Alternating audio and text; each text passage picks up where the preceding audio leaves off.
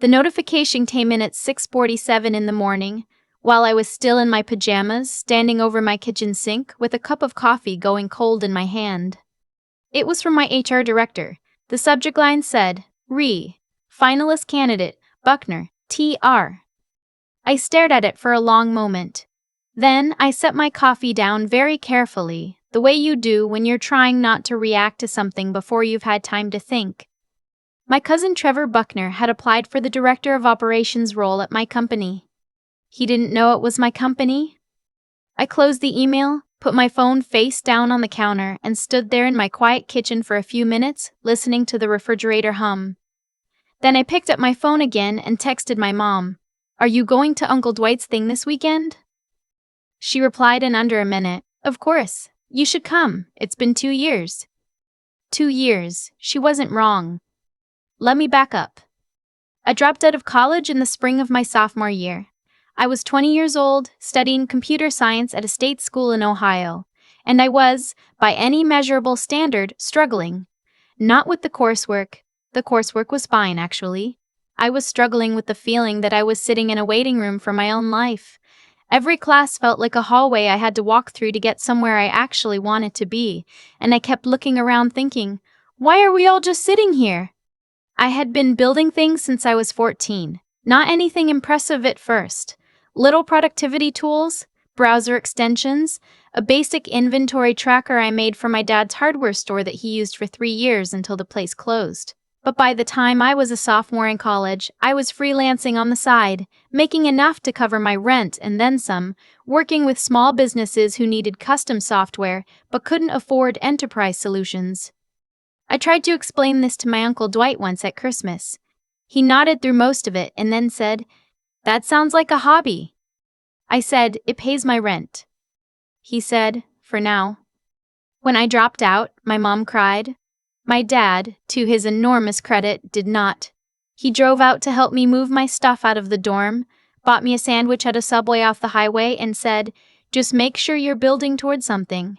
That was it. That was all he said. I held on to that sentence for years. My Uncle Dwight did not take it as well. He called my mom. Then he called me, which was unusual because he had never called me directly in my entire life. He said dropping out was a mistake that would follow me forever. He said I was making a decision based on arrogance. He said the job market didn't care about what I could build in my bedroom. It cared about credentials, networks, the right institutional backing. I was 20 years old. I didn't argue. I just said, "I hear you," and got off the phone. His son Trevor was, at that point, a junior at a well-regarded university in Pennsylvania, majoring in business. He was, according to my uncle, destined for great things. Every family event for the next several years involved some update on Trevor's trajectory. Trevor had a prestigious internship. Trevor had networked with someone important. Trevor was moving to Chicago. Trevor was making 6 figures by 25. I kept my head down and kept building. By the time I was 26, I had a small but profitable company. I'd started it with a former client who became a co-founder, a woman named Patrice, who was 15 years older than me, deeply practical, and who had the business development instincts I lacked. We built workflow automation tools for mid-sized businesses, the kind of companies that were too big for off-the-shelf software and too small to afford custom enterprise development. We found a gap, and we lived in it. I didn't talk about it much, partly because I was too busy to be social, and partly because I had learned, quietly and without much bitterness, that people in my extended family had already filed me in a particular drawer. The dropout. The one who was going to figure it out eventually. The one who sent a nice card at Christmas but wasn't quite the success story. My mom knew what I was building. My dad knew. My actual friends knew. But the extended family version of me was still the 20-year-old who had made a questionable decision and was probably fine, but also probably not doing anything particularly impressive. I let them keep that version of me. It was easier. By the time I was 28, we had 11 full-time employees. We had moved out of my spare bedroom and into an actual office, a real one with a lease and a reception desk and a small kitchen where someone always left the coffee on too long. We had rebranded, no longer a freelance operation with a LLC tacked on, but a proper company with a name, a website, and identity. Patrice handled sales and growth. I handled product and engineering. We had figured out how to work together without killing each other, which is its own kind of miracle. We were, by any reasonable measure, doing well. I still hadn't told most of my family. Not because I was hiding it exactly, but because the moment had never come up naturally, and manufacturing a moment to announce yourself feels strange when no one thought to ask. My Uncle Dwight's retirement party was being held at a country club outside of Columbus. He was 63, wrapping up a long career in commercial insurance, and apparently the whole extended family was expected to attend. My mom had been mentioning it for 2 months. My cousin from Portland was flying in. My aunt from Knoxville was driving up. It was, I was told, a significant occasion. I had not seen my Uncle Dwight in almost 2 years. I had not seen Trevor in longer than that. The email from my HR director was sitting in my inbox. Trevor Buckner had applied under his full name, Trevor Allen Buckner, and had made it to the finalist stage for the Director of Operations role at my company. The position would report directly to Patrice.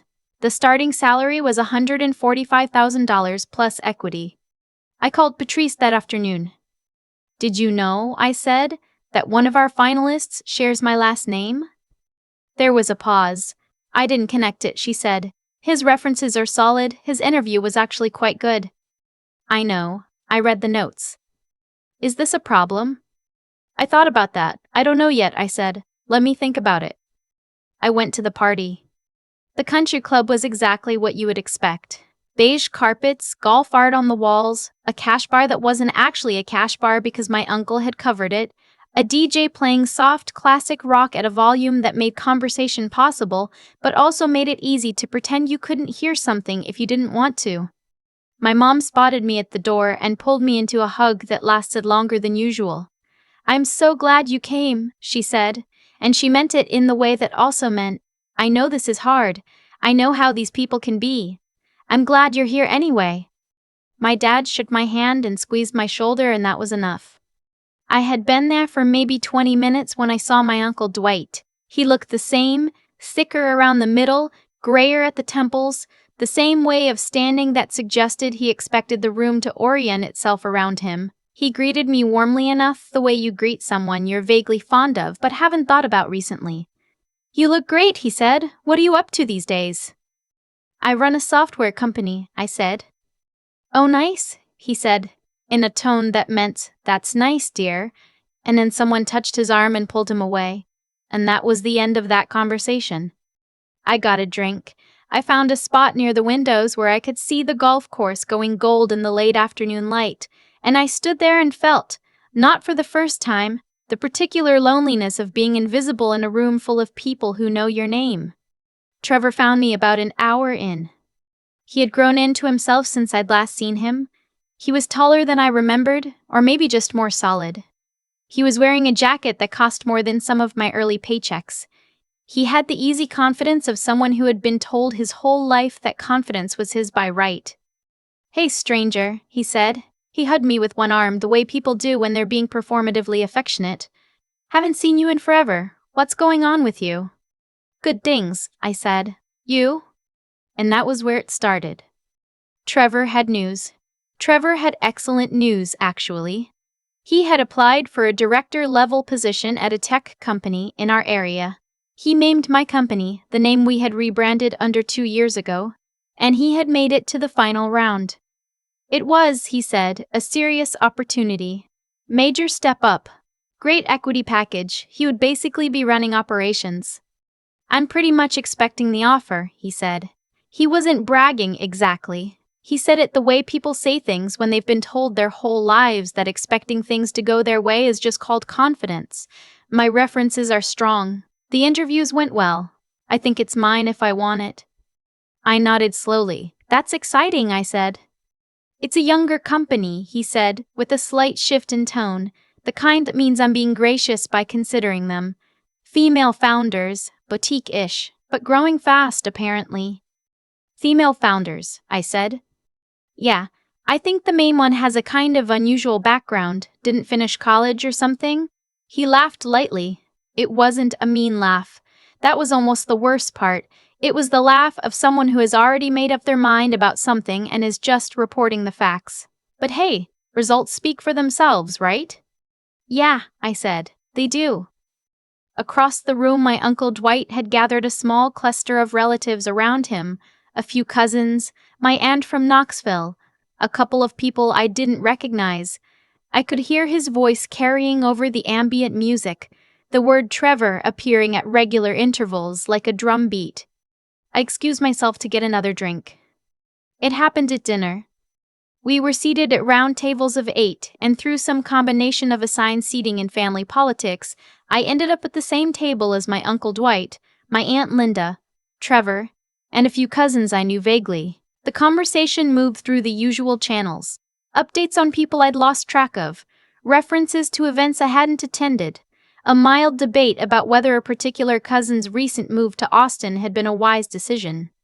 And then my Uncle Dwight set down his fork and looked at me with the expression of someone who is about to do you a favor. "So," he said, "I hear you're doing the freelance thing still." "I run a company," I said. Right. He nodded in the way that meant he had heard the words but not the meaning of them. "That's good. It's good to be your own boss." He said it the way someone says, "It's good that you're happy," when what they mean is, "I don't fully understand your choices, but I'm being supportive." "Trevor's heading into the private sector," he continued, turning toward his son with visible pride. "Big opportunity. Director level. Operations at a tech firm." He looked back at me.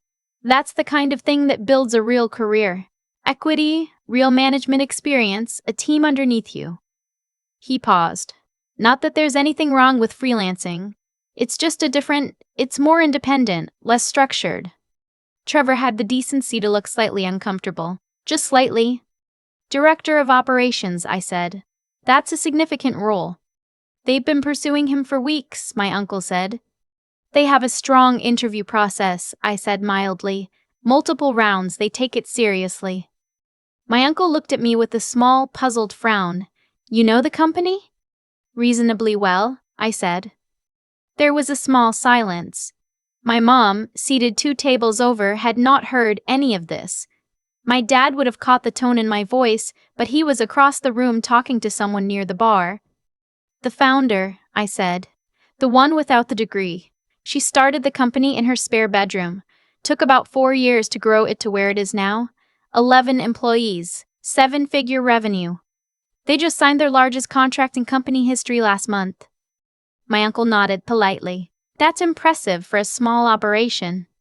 "She didn't finish college because she was already making more freelancing than most people make at their first job out of school," I said. "She kept building. Eventually it made sense to make it official."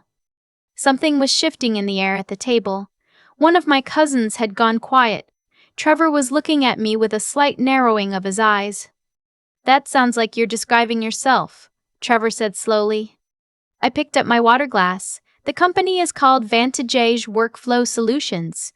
I co-founded it when I was 24. My name is on the incorporation documents. My name is on the lease for our office. And as of last Tuesday, my name is on the offer letter sitting in our HR system." The table went very quiet. My Uncle Dwight's expression did something complicated. Confusion first, then a rapid recalibration, like a calculator being reset. "The offer letter," Trevor said. "We haven't extended it yet," I said. "We're still in final deliberations, but the role would report to my co-founder, and ultimately, to me." Trevor set down his fork. He looked like someone who had just walked through a door and found the floor was not where he expected it to be. He stopped, started again. "You're the founder." "Co-founder," I said. "But yes." My uncle opened his mouth, closed it. The muscle in his jaw moved. "The director of operations role," I said, turning to Trevor, "is a real opportunity. We're serious about it. Your interview notes were strong, genuinely.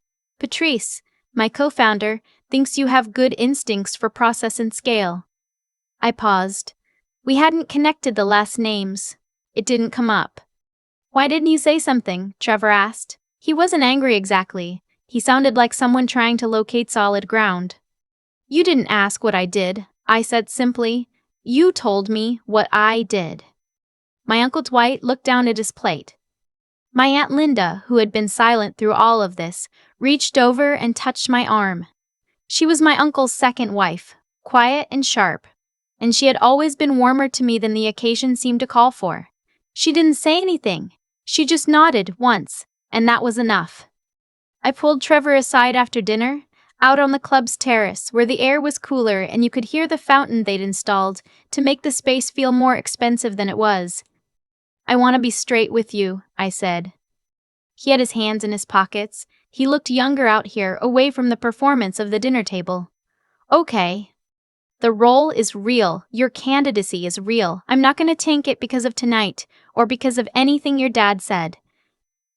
I looked at him evenly. But I need you to know what you're walking into. I'm the boss. Not in a hostile way, not in a complicated family dynamic way, just in an organizational chart way. Patrice would be your direct manager. I'd be above her. That's the structure. He was quiet for a moment. And you're okay with that? Working with me? I don't know yet, I said, which was honest. Are you? He exhaled slowly. My dad has been talking up this job for 2 months. He thinks I'm about to walk into a VP track at some established firm with 400 employees. I know. He doesn't know it's yours. I know that too. Trevor looked out at the dark golf course. He stopped, started over. He's going to have a hard time with this. That's between you and him, I said. That's not my job to manage. He nodded slowly, absorbing that. The offer, if we extend it, comes through official channels, I said. Same process as any other candidate. I want this to be a real thing if it's a thing at all. Not a favor, not a complication, just a job. Yeah, he said quietly. I get that. We stood there for a moment in the kind of silence that happens when two people have just renegotiated the terms of a relationship without quite saying so. For what it's worth, Trevor said finally. I didn't know it was you, I wouldn't have. He gestured vaguely toward the dining room. I wouldn't have been so. I know, I said. Does that matter? I thought about the 20-year-old version of myself, standing in a subway off the highway, holding a paper bag, and deciding to believe my dad's 6 words instead of everyone else's longer sentences. I thought about 4 years of working without permission, without an audience, without anyone in that dining room knowing or caring that something was being built.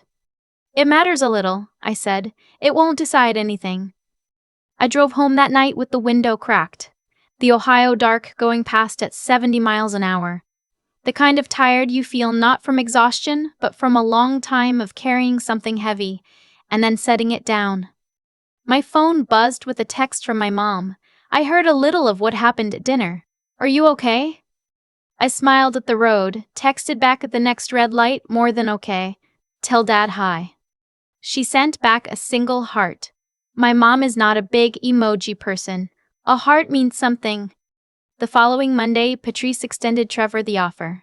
We had a long conversation first. She knew about the dinner.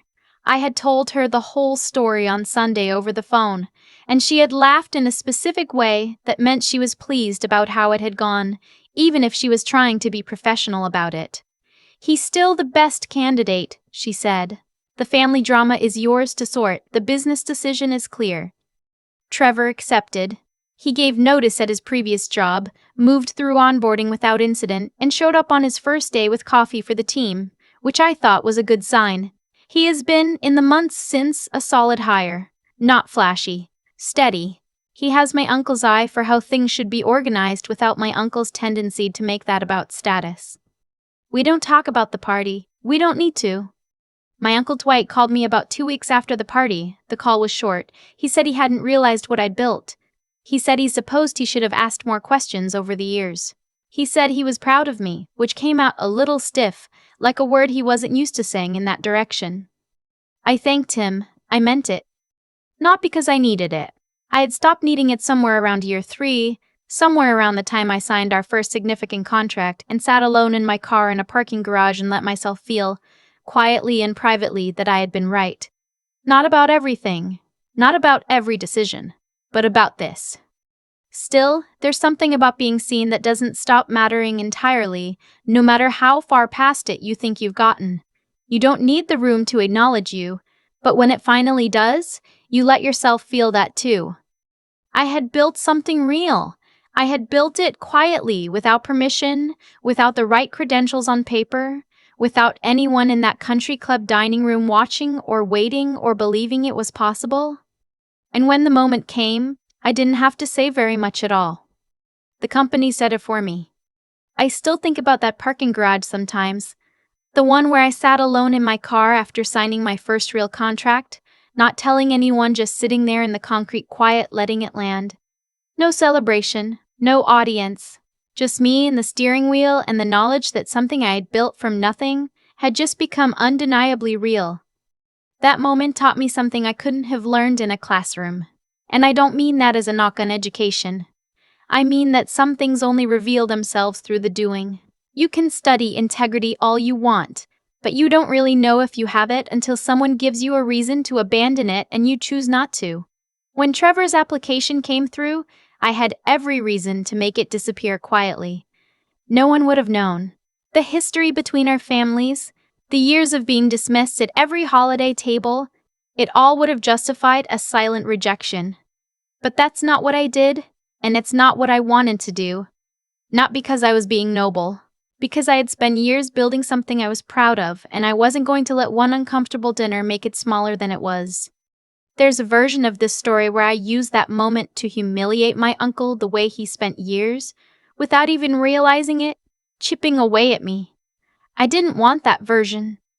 What I wanted was to be honest, and to let the facts speak without dressing them up in revenge. That's harder than it sounds when you're sitting across from someone who once told you your work ethic was a hobby. What I've come to believe is that the distance between where I started and where I am now was not crossed by talent alone. Talent is common. What is less common is the willingness to keep going on the days when no one is watching, when no one is impressed, when the only evidence that you're building something real is the quiet accumulation of work that nobody outside your own head can yet see. My dad gave me 6 words at a subway off the highway, and I carried them for years. That's what persistence actually looks like. Not a montage, not a breakthrough moment, just a decision made over and over again in ordinary circumstances. And then there's the matter of how you use what you build. My co-founder Patrice said it plainly. The business decision was clear. Trevor was the best candidate. My history with his family was mine to manage, not a reason to compromise the integrity of the process.